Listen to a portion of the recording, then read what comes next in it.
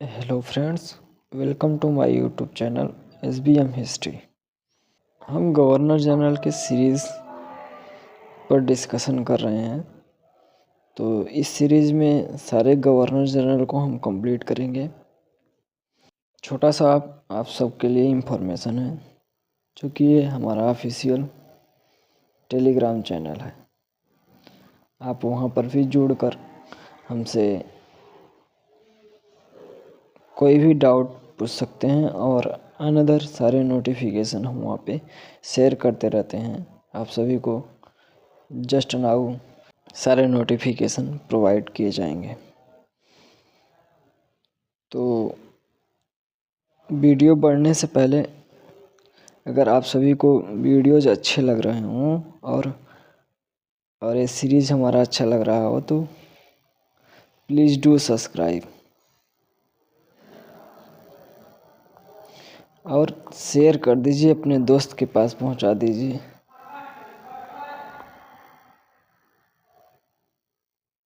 क्योंकि उसका भी तो भला हो जाए।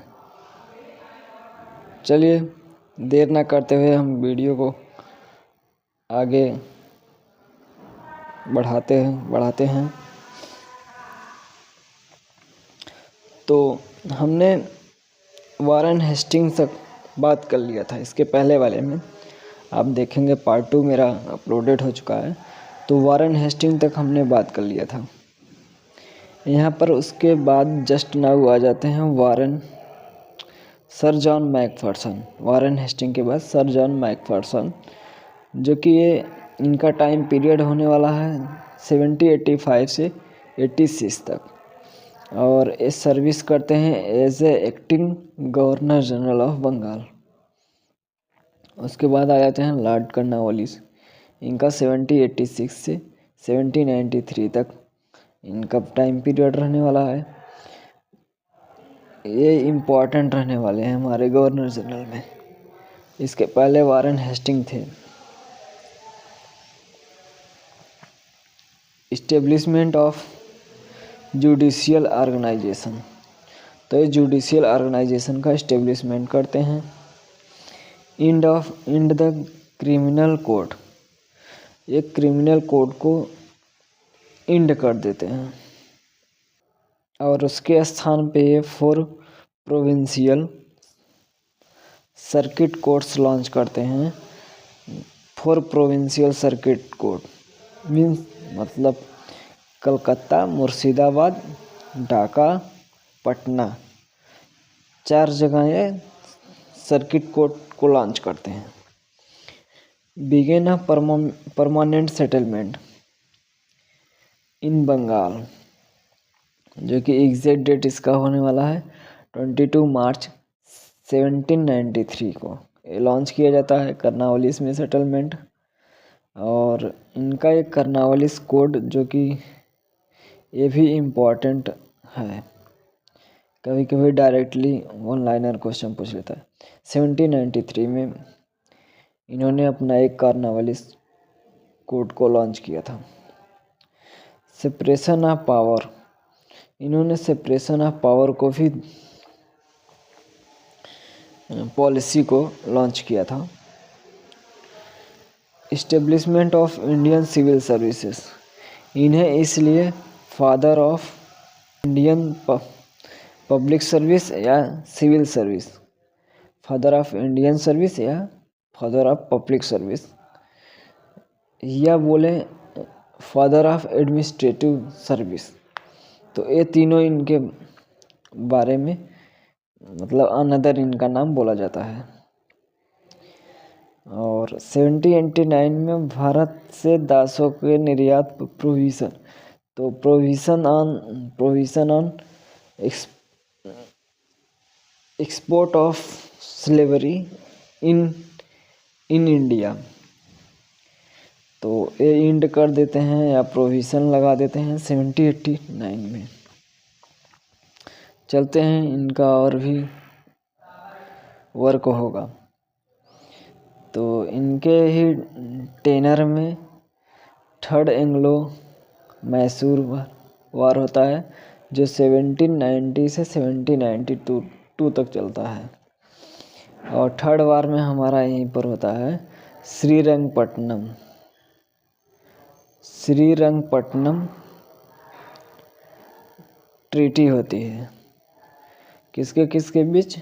टीपू सुल्तान और यही versus with British rule. British rule में हमारे कर्नवालिस जी रहते हैं। 2 times government of Bengal, governor general of Bengal, sorry 2 times governor general of Bengal ये रहते हैं। तो अगर अगर ऑप्शन क्वेश्चंस पूछ लिया कि 2 टाइम्स बनने वाले गवर्नर जनरल ऑफ बंगाल कौन है, तो कर्नवालिस है। अभी इनका एक टाइम पीरियड आएगा नीचे दूसरे स्लाइड में। सर जॉन शोर, इनका टाइम पीरियड 1793 से 98 तक है। Policy of non interference neutrality, तो ये एडॉप्ट करते हैं टुवार्ड्स किसके लिए? Hyderabad and other native state के लिए। तो नॉन इंटरफेरेंस पॉलिसी को ये लॉन्च करते हैं, adopted towards Hyderabad and other native state के लिए। चार्टर एक्ट आता है, ये इम्पोर्टेंट ही है 1793 में। 1793 में देखिए उनका भी टाइम पीरियड कर्नवालिस का भी रहता है, बट चार्टर एक्ट कब आता है? जॉनशोर के समय। तो छोटी बातें हैं बट ध्यान रखने वाली बातें हैं। अगर नहीं रखेंगे, टाइम पीरियड से याद करेंगे, तो 1793 में उनका भी लास्ट रहता है टाइम पीरियड और इनका स्टार्टिंग रहता है। तो एग्ज़ाम हॉल में आप कंफ्यूज हो जाएंगे किसका था। Marathas defeat Nizam in the battle of Kharda या खुर्दा इन 1795।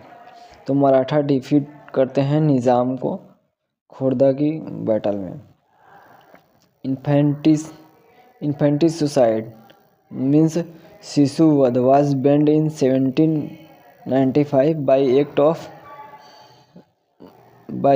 ऑफ 21। तो एक्ट 21 के अनुसार ये शिशुवध को बैन करते हैं। अब वेलेजली आ जाएंगे, वेलेजली भी इम्पोर्टेंट हैं। 1798 से 1805 तक ये called the Akbar of company. तो ये ब्रिटिश कंपनी के अकबर के नाम से भी जाना जाता है। Wellesley also impeached. तो अभी आप हमें कमेंट करके बताएंगे कि इसके पहले किसको इम्पीचमेंट किया गया था। एक गवर्नर जनरल है, तो आप लोग ज़रूर कमेंट कीजिएगा इम्पीचमेंट किसको, इस वेलेजली के पहले किनको दिया गया था, मतलब लगाया गया था, sorry.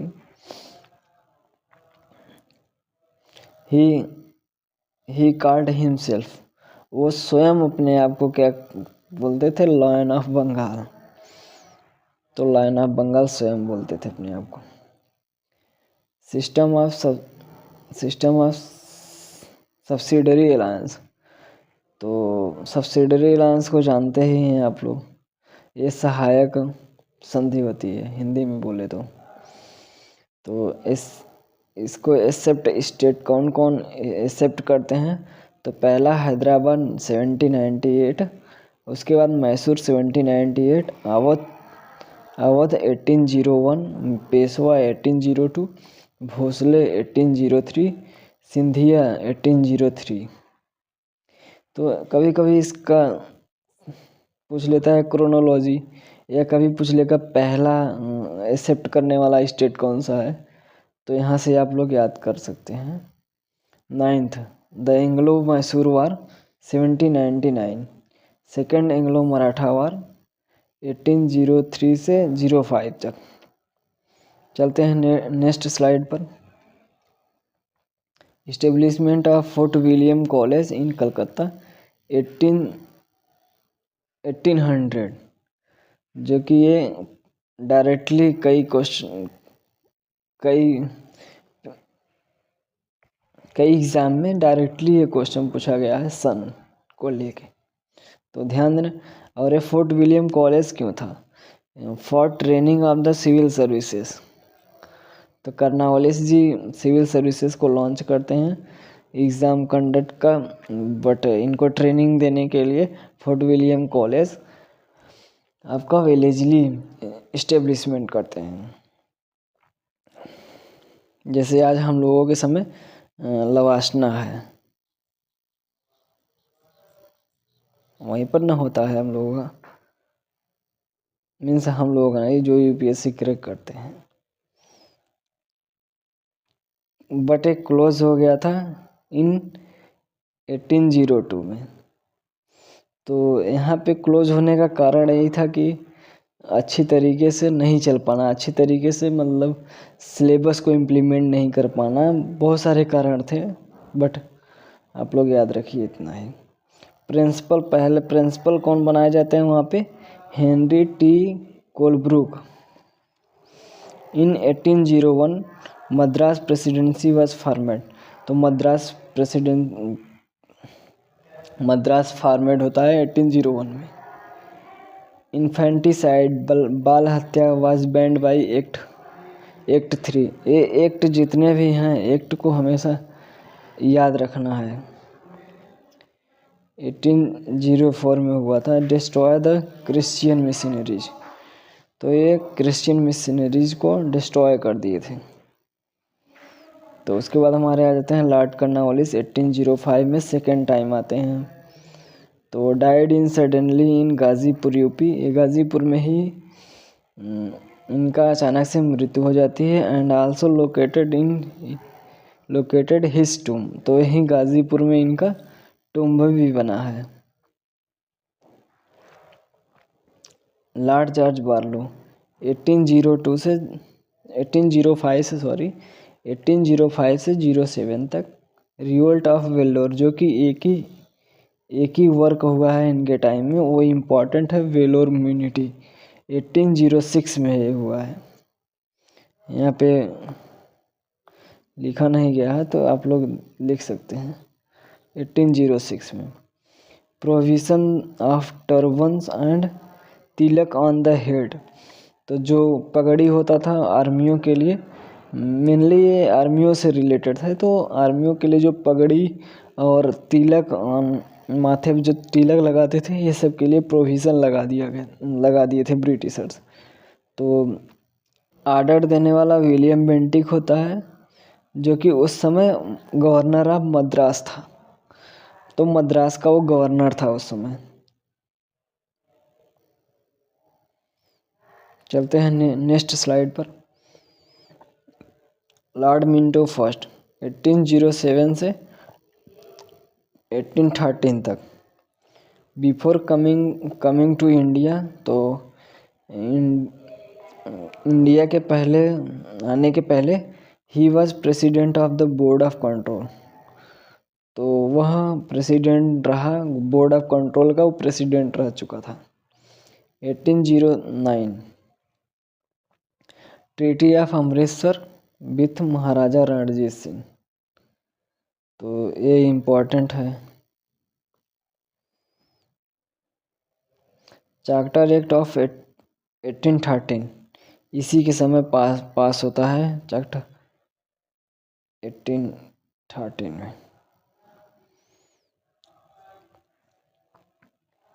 In 1809 a treaty with Shah Shuja Persia with the Shah Shuja king of Afghanistan. He sent Malcolm to make a treaty with Persia. ये मालकम एक ऑफिसर होता है, उसे भेजता है ट्रीटी विथ पर्सिया के लिए, उसके साथ फिर ट्रीटी करता है। अब लॉर्ड हेस्टिंग आ जाते हैं। लॉर्ड हेस्टिंग 1813 से 23 तक होता है। तो instead of the policy of secure encirclement the policy of subordinate isolation was adopted. तो आप लोग इसे लिख कर लर्न कर सकते हैं, क्योंकि वीडियोस थोड़ा सा लंबा होता जा रहा है, इसलिए हम थोड़ा सा फास्ट चल रहे हैं। फर्स्ट एंग्लो नेपाली वार 1814 से 1860 तक। यहीं पर ट्रीटी ऑफ संगोला होती है 1860 में, ट्रीटी ऑफ संगोला। अभी काफ़ी स्लाइड है। थर्ड एंग्लो मराठा वार 1870 से 18 तक। Merger the entire of Maratha, Maratha को यहाँ इमर्ज कर लिया जाता है टू द कंपनी में। सप्रेशन ऑफ द पिंडारीज, तो ये पिंडारियों का सप्रेशन भी करता है। Tenancy act was implemented in Bengal 1822, तो टेनेंसी एक्ट भी इम्प्लीमेंट होता है। Necessary changes were to make Cornwallis, तो यह आवश्यकता अनुसार कर्नावलिस कोड को चेंज करता है। जॉन एडम्स हमारे जो कि 1823 में बनते हैं। John Adams is famous for imposing restrictions on newspaper, तो यह न्यूज़पेपर पर मतलब प्रोहिबिशन लगाता है, तो इसीलिए फेमस होता है। इन 1823 ही took over in the absence of Lord Hastings and Lord Amherst, तो यह एब्सेंस ऑफ लॉर्ड हेस्टिंग मतलब लॉर्ड हेस्टिंग के अनुपस्थिति में और लॉर्ड हेमहर्ट के अनुपस्थिति, दोनों के अनुपस्थिति में यह सर्विस करता है as a governor general of Bengal. He was a prominent member of Calcutta council, या प्रोमिनेंट मेंबर होता है कलकत्ता काउंसिल का। Licensee act was made for newspaper 1823, यह लाइसेंसिंग एक्ट बनाता है फॉर न्यूज़पेपर के लिए। ही टुक acting against Buckingham editor of, तो यह एक्शन लेता है बर्किंघम पर, जो एडिटर होते हैं कलकत्ता के। लॉर्ड हेमहर्ट 1823 से 28 तक। फर्स्ट बर्मा वार 1824-26 तक चलता है। म्यूनिटी इन द बैरकपुर में म्यूनिटी भी होता है बैरकपुर कैंप में 1824। कन्क्वेट्स ऑफ भरतपुर इन 20, तो यह भरतपुर को 1826 में जीतता है। तो इतना हो गया। अब गवर्नर जनरल ऑफ बंगाल हम लोग कर चुके हैं। आज थोड़ा सा वीडियो लॉन्ग हो गया है, बट कोई ना, आप लोग अच्छे से देखकर इसको नोट करके जो भी इम्पोर्टेंट आप लोगों को लगे, बाकी मैं अपने हिसाब से सारे इम्पोर्टेंट ही लिख के पॉइंट वाइज में किया हूँ, जबकि बहुत सारे बुकों में अनदर अधिक बल्कि नोट्स के टाइप बना दिया गया है, तो हम शॉर्ट ही रखे हैं। और यहाँ से क्वेश्चंस आएंगे तो यहाँ से इजीली हो जाएगा, और आएगा तो इसी पीपीटी से ही आएगा, और नहीं आएगा तो नहीं आएगा। तो अब हम नेक्स्ट वीडियो में लाएंगे गवर्नर जनरल ऑफ इंडिया, जीजी ऑफ इंडिया। हमारा गवर्नर जनरल ऑफ ये कंप्लीट हो गया बंगाल का। तो मिलते हैं गवर्नर जनरल ऑफ इंडिया। तो चलते हैं, फिर मिलेंगे आप लोगों से governor general of India next part. Thank you for watching.